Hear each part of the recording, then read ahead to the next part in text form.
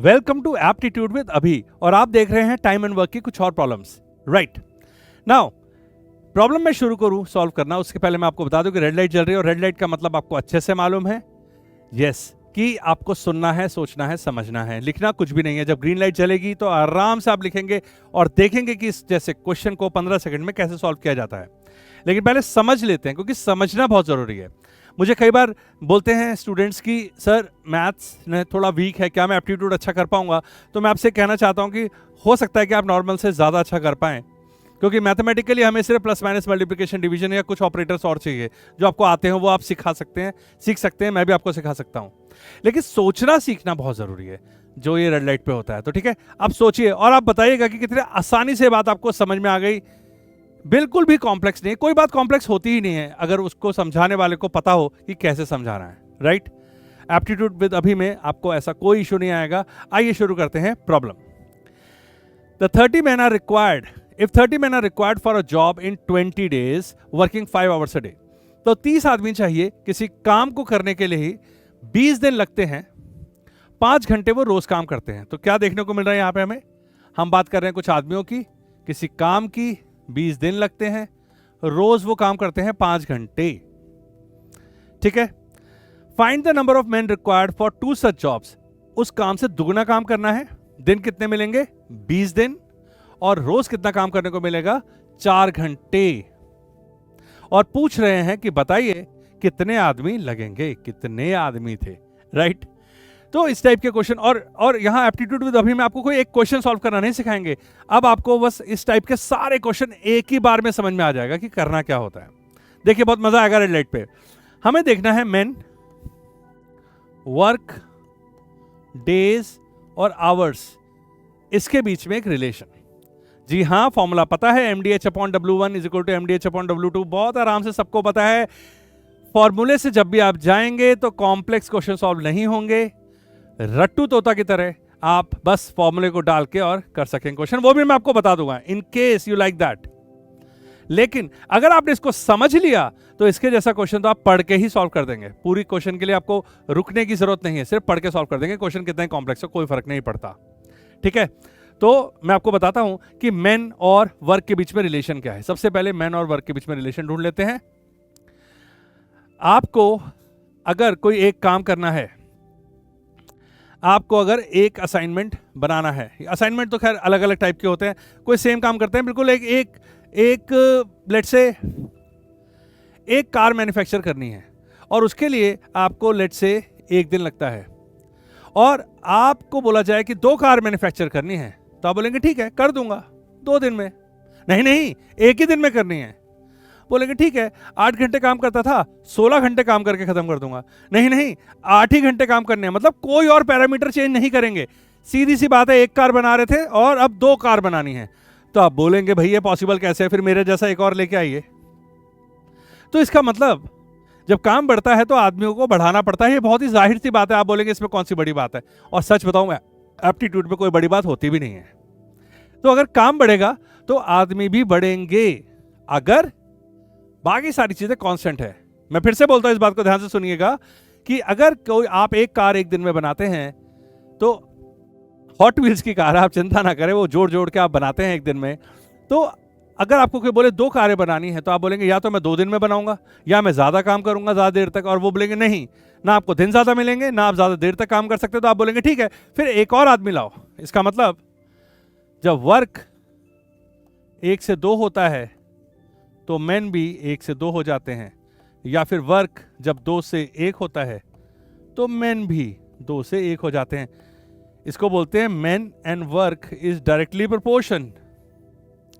जैसे जैसे काम बढ़ेगा वैसे वैसे आदमी भी बढ़ाने पड़ेंगे, और जैसे जैसे काम कम होगा वैसे वैसे आदमी भी कम होते चले जाएंगे, या कम आदमियों की जरूरत पड़ेगी। बात क्लियर है? बिल्कुल क्लियर है। अब देखते हैं मेन और डेज के बीच में। अब आपको बोला गया है कि आपको कार बनानी है हॉट व्हील्स की। ठीक है, आपको मिल रहा है 1 दिन। ठीक है, अब मैं आपको बोलूं आपको 1 दिन की बजाय आधा दिन ही मिलेगा, तो आप बोलोगे अरे बाप रे बाप, डेज तो कम हो गए। अब आप क्या करोगे? तो आप अपने जैसे 2 लोगों को लेके आओगे। हाँ बिल्कुल, क्योंकि अब आपको जल्दी बनाना है, आधे दिन में ही बनाना है, आधे दिन में तो बन नहीं सकता, आप तो सिर्फ आधे दिन में आधी कार ही बना सकते हैं। तो पूरी कार बनाने के लिए आपको एक और आदमी चाहिए जो आपकी मदद कर दे और आप जल्दी से उस कार को पूरा कर दें। या मैं बोलूं कि 10 दिन में अगर कार बनती थी और मैं बोलूंगा 5 दिन में ही बनानी है, तो आप बोलोगे भाई मेरे जैसा एक और आदमी लेके आइए। बिल्कुल, तो दिन अगर कम करेंगे, काम में कोई चेंजेस नहीं है, कोई चेंजेस किसी और चीज में नहीं है, दिन कम कर दिया तो ज्यादा आदमी लगेंगे, सिंपल सी बात है। अगर कम दिन में काम करना है तो ज्यादा आदमी लगेंगे। भाई आप बोलते हैं ना ये ब्रिज बना दीजिए, नहीं नहीं इसको 2 महीने की जगह 1 महीने में पूरा कर दीजिए, तो आप बोलेंगे ठीक है 2 शिफ्ट में काम कराएंगे, सुबह भी और रात में भी, ज्यादा आदमी लगाने पड़ेंगे, बहुत ही जाहिर सी बात है। तो अगर डेज 1 से 2 किए तो मैन 2 से 1 हो जाएगा, मतलब दिन अगर बढ़ाए तो आराम से काम हो जाएगा कम लोगों में। और अगर डेज 2 से 1 कर दिया, कम कर दिया, तो मैन 1 से 2 हो जाएगा। इसको बोलते हैं man is inversely proportion two days, मतलब दिन बढ़ते हैं तो उसी प्रोपोर्शन में आदमी कम लगते हैं, और अगर दिन कम होते हैं तो उसी प्रोपोर्शन में आदमी बढ़ जाता है। एग्जाम्पल ले लीजिए, दिन कर दिया 2/3, 2/3, तो मैन लगेंगे 3/2, है ना इंटरेस्टिंग। दिन कर दिया 4/5, तो आदमी लगेगा 5/4। अभी इसी क्वेश्चन की बात बोल दी मैंने ठीक है, तो दिन बढ़ेंगे घटेंगे जो भी होगा उसका इंपैक्ट पड़ेगा उल्टा। वर्क का इंपैक्ट पड़ रहा था सीधा, काम बढ़ा आदमी बढ़े, काम घटा आदमी घटा, दिन बढ़ा आदमी घटे, दिन घटा आदमी बढ़ा। और यही चीज होती है आदमी और आवर्स के बीच में। अगर घंटे हुए 1 से 2, ज्यादा देर काम कराएंगे तो आदमी लगेगा 2 से 1, और अगर घंटे हो गए 2 से 1 तो आदमी लगेगा 1 से 2। कहने का मतलब है अगर तुम 1 घंटा रोज काम करते तब 2 घंटा कर रहे हो, तो जितने आदमी की जरूरत है उससे आधे में ही काम हो जाएगा। भाई एक ही आदमी 2 आदमी के बराबर काम कर रहा है, रोज ज्यादा घंटे काम कर रहा है ना। और अगर शिफ्ट टाइमिंग 2 घंटे से 1 घंटा हो गया, अब 2 घंटे नहीं भाई 1 ही घंटा काम करना है आपको, तो आप तो पूरा कर नहीं पाएंगे। अब ज्यादा लोग चाहिए उतने ही काम को करने के लिए, तो अब 1 घंटे की जगह 2 घंटे। इसका मतलब मैन और आवर भी इनवर्सली प्रोपोर्शन होते हैं। तो ये तो बहुत ही अच्छा है, ये तीनों का रिलेशन निकल आया, और इस रिलेशन से एक फॉर्मूला डेवलप हो जाता है जो टीचर आपको सिखा देता है। टीचर आपको सिखा देता है formula M1 D1 H1 MDH upon W1 is equal to M2, ये क्या लिख रहा हूं मैं, M की जगह W को लिख रहा हूं, हाँ, M2 D2 H2 upon W2। इस फॉर्मूले को नोट कर लीजिए, पहले फॉर्मूले को नोट कर लीजिए क्योंकि कुछ बच्चे फॉर्मूले में भी इंटरेस्टेड होते हैं। इस फॉर्मूले में अगर मैं अभी वैल्यू डाल दूं तो ये U निकल आएगा, ठीक है, देखिए वैल्यू डाल के, ओके।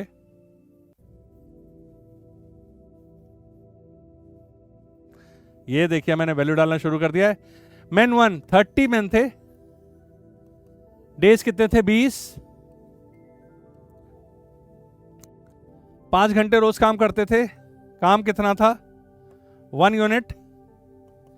मैन 2 निकालना है, दिन कितने मिल रहे हैं 20, घंटे कितने काम करना है 4, काम कितना हो गया है डबल, तो इसमें बचा क्या, M2 तो कैलकुलेट करना है। ये देखिए 20 से 20 कैंसिल, 2 दूनी 2 नीचे आएगा, 15 पन्ने 75, 75 आदमी लगेंगे इस काम को करने के लिए। लेकिन मजे की बात यह है कि इस तरीके से करने में वो फीलिंग नहीं आई जो एप्टीट्यूड वाली आनी चाहिए थी। ठीक है, ये बहुत ही सरल है और ये करना भी चाहिए। मैं बोलूंगा 80 to 90% स्टूडेंट को बहुत मजा आएगा। M1 D1 H1 और MDH याद करने का तरीका भी है। मसाले की कंपनी इतनी बड़ी MDH, तो M1 D1 H1 upon W1 is equal to M2 D2 H2 upon W2। Value डालिए, आंसर निकालिए, वैल्यू डालिए, आंसर निकालिए।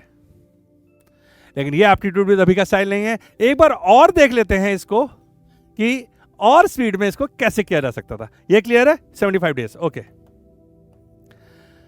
अब जबकि मुझे पता है कि मैन वर्क से डायरेक्टली प्रोपोर्शन है, मैन डेज से इनवर्सली प्रोपोर्शन है, मैन आवर से इनवर्सली प्रोपोर्शन है, तो मुझे पहले ही पता है कि काम का जो इंपैक्ट पड़ेगा वो सीधा सीधा पड़ेगा।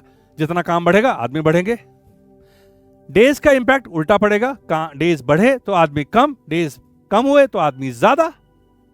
आवर्स का भी उल्टा इंपैक्ट पड़ेगा, आवर ज्यादा, शिफ्टिंग के आवर ज्यादा तो आदमी कम, आवर कम तो आदमी ज्यादा। सिंपल सी बात है। तो क्यों ना एक नेट इंपैक्ट ढूंढा जाए। क्या ढूंढा जाए? Net impact. इसको बोलते हैं, मेथड का नाम है नेट इंपैक्ट मेथड। असली में इस पूरे क्वेश्चन में हो क्या रहा है उसे एक सार कर दिया जाए तो मैं बस इतना बोलूंगा, जितने भी मेन थे उनके ऊपर होने क्या वाला है। अगर सब कुछ सेम रहता तो 30 के 30 आदमी लगते, है ना? सब कुछ सेम, लेकिन सब कुछ सेम तो नहीं है। काम हो गया है दुगना, काम हो गया है दुगना, और असर क्या पड़ेगा? दुगना, क्योंकि डायरेक्टली प्रोपोर्शन है। काम हो गया है दुगना तो असर पड़ेगा दुगना। 20 दिन में काम होता था, अभी भी 20 दिन मिल रहे हैं, दिन तो ना बढ़े ना घटे, तो कोई असर नहीं होने वाला है। छोड़ दीजिए इसको, छोड़ दीजिए इसको। पहले 5 घंटे काम करते थे, अब दिन में सिर्फ 4 घंटे काम करते हैं। हां, रोज के काम करने में कमी आई है। पहले था 5, अब हो गया 4। इसका मतलब हो गया है 4/5। 4/5 हो गया ना। 4/5 का मतलब होता है 5 से 4 हो जाना, 5 से 4 हो जाना। हाफ का मतलब पता है ना, 2 से 1 हो जाना। 5 से 4 हो गया, तो अगर 4/5 हो गया है तो मेन पे इसका असर उल्टा होने वाला है। मेन पे इसका असर उल्टा होने वाला है, तो असर होगा 5/4। सिंपल सी बात है। 4/5 कोई चीज हो गई है तो उसका असर अगर उल्टा है तो 5/4। अगर सीधा सीधा होता तो 4/5 का असर होता, लेकिन अभी 4/5 से 5/4, तो इंटू 5/4 हो गया मेरा क्वेश्चन।